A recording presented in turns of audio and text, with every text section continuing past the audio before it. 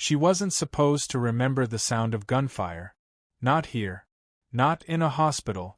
Everyone at Riverside General called her Maggie. Quiet. Forgettable. The night shift nurse who kept her head down and her sleeves long. Nobody knew what those sleeves were hiding. For 6 years, she had buried a name that used to make grown men stand up straighter. A name she'd sworn she'd never say out loud again.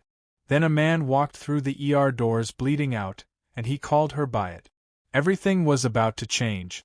Hey everyone, welcome back to Silent Heroes. Before we dive in, drop a comment telling us where you're watching from tonight, and don't forget to like and subscribe so you never miss a story like this one. Now back to Maggie. Riverside General sat on the edge of a tired Ohio town, the kind of place where the vending machines were older than half the residents. The paint in the break room was peeling. The coffee was worse. Maggie Doyle had worked the night shift there for 6 years, and in 6 years, she had made exactly 0 wave. She was 34, though the lines around her eyes sometimes made her look older, especially when the fluorescent lights caught her just right.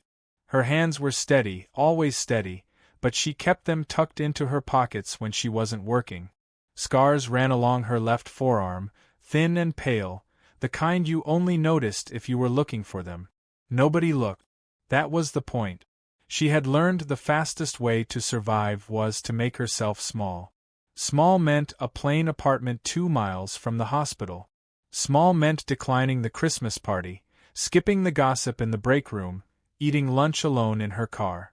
Small meant flinching, just slightly, whenever a car backfired outside, and then smoothing her face over before anyone could ask why. Nobody knew that 6 years ago, Margaret Doyle didn't exist.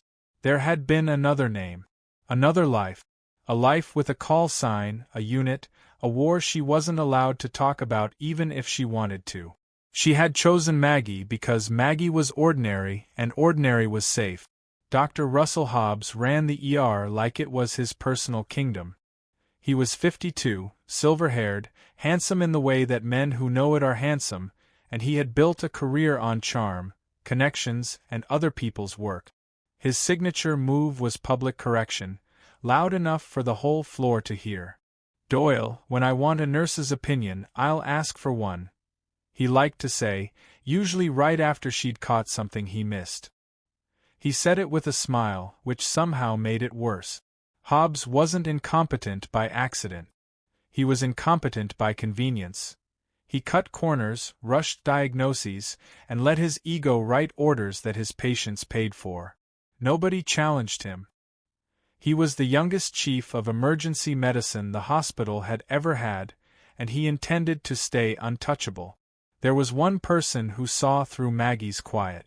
Ruth Alvarez, 78, a retired schoolteacher who came in twice a month for her heart medication, always requested Maggie by name. "You've seen things, haven't you?" Ruth said one evening, watching Maggie's hands wrap a blood pressure cuff with military precision. "The way you check a room before you check a patient. My brother did that too. Came back from Vietnam and never stopped doing it." Maggie only smiled and changed the subject. But she didn't forget the words. Nobody ever really forgets being seen. By 11:47 that night, everything fell apart at once. The ambulance bay doors burst open. Sirens still screaming outside. A gurney rolled in fast, paramedics shouting over each other. Gunshot wound, male, mid-30s, unresponsive, blood pressure crashing. Hobbs took charge immediately, barking orders, moving fast, looking authoritative. He was also wrong. "Chest tube, left side now," he snapped, already reaching for the kit. Maggie's eyes moved over the patient in half a second, the tracheal deviation, the distended neck veins, the way his right side wasn't rising with his breath. Tension pneumothorax. Wrong side, wrong urgency level, and if Hobbs put a tube in the left, they'd lose him in under 2 minutes. She didn't say a word yet. She'd learned that silence bought time to think, and thinking bought lives. Then the patient's eyes fluttered open. Chapped lips moved. A whisper, barely audible over the monitors. "Ghost, is that you?" The word hit the room like a detonation. Every nurse in that trauma bay had heard 100 delirious patients say 100 meaningless things. This wasn't meaningless. It was a call sign. Her call sign. One that only a handful of people on Earth had ever been cleared to use. Hobbs froze mid-motion, tube in hand. "You know this man?" Maggie said nothing. Her jaw tightened. Her hands, for the first time all night, went completely still, not from fear, but from something colder and more certain settling in underneath it. "Doyle, I asked you a question." She still didn't answer. The silence stretched, thick and dangerous, while the monitor behind them began to scream a rhythm that meant they were running out of time. The monitor's scream broke whatever was left of her hesitation. Maggie moved. She stepped past Hobbs like he wasn't there, hands finding the patient's chest with a precision that came from muscle memory older than her nursing license.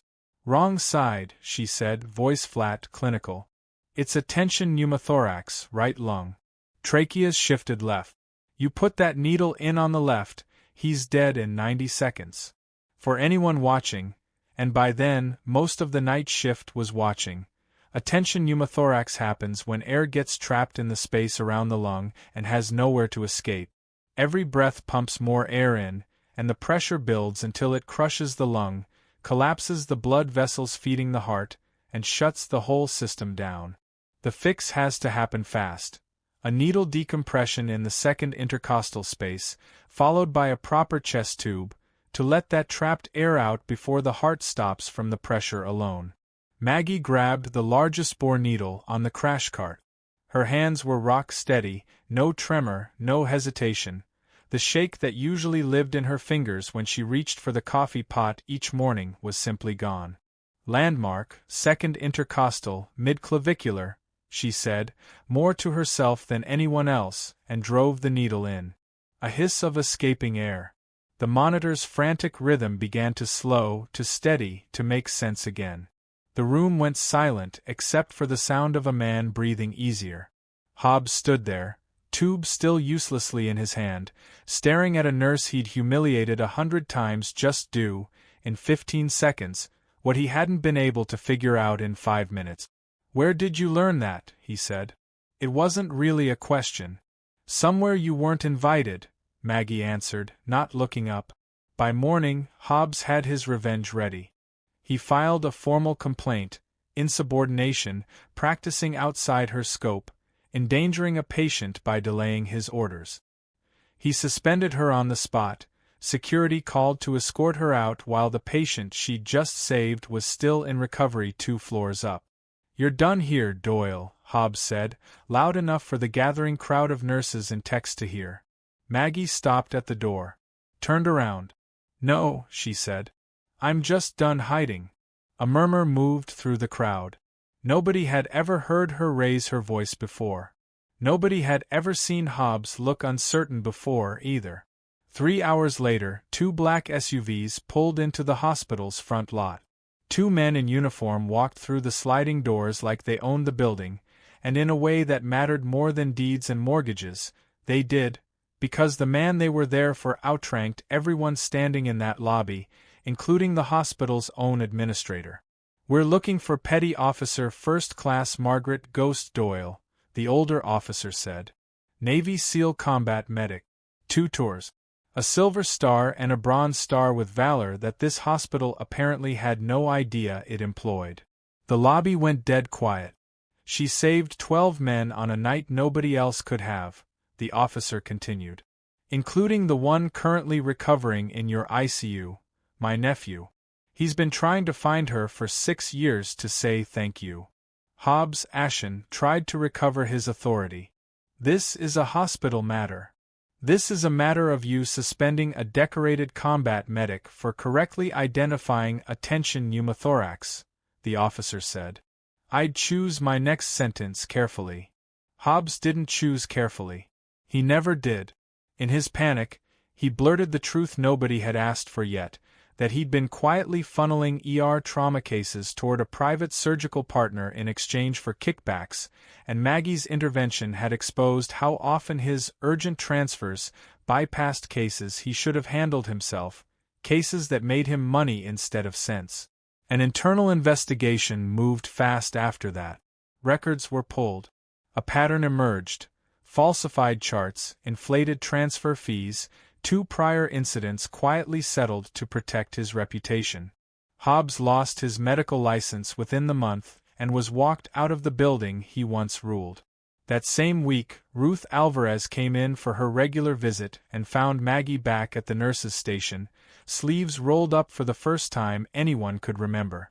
"I knew it," Ruth said, smiling. "I always know." Maggie was reinstated, then promoted. Not back into anonymity, but into something new. The hospital board, eager to make amends, gave her a position she'd never dared imagine. Director of a newly created trauma and veteran support program, built to catch the things Hobbs never could and to give veterans like her a place where hiding wasn't the price of belonging.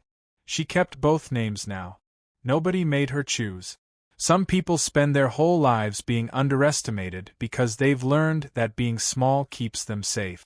But the truth doesn't stay buried forever, and the moment it surfaces isn't the end of the story.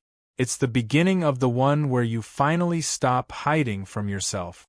If you liked this story, hit like, subscribe to Silent Heroes so you never miss the next one, and let us know in the comments. Do you think Hobbs ever suspected the truth before that night? The next story is already waiting.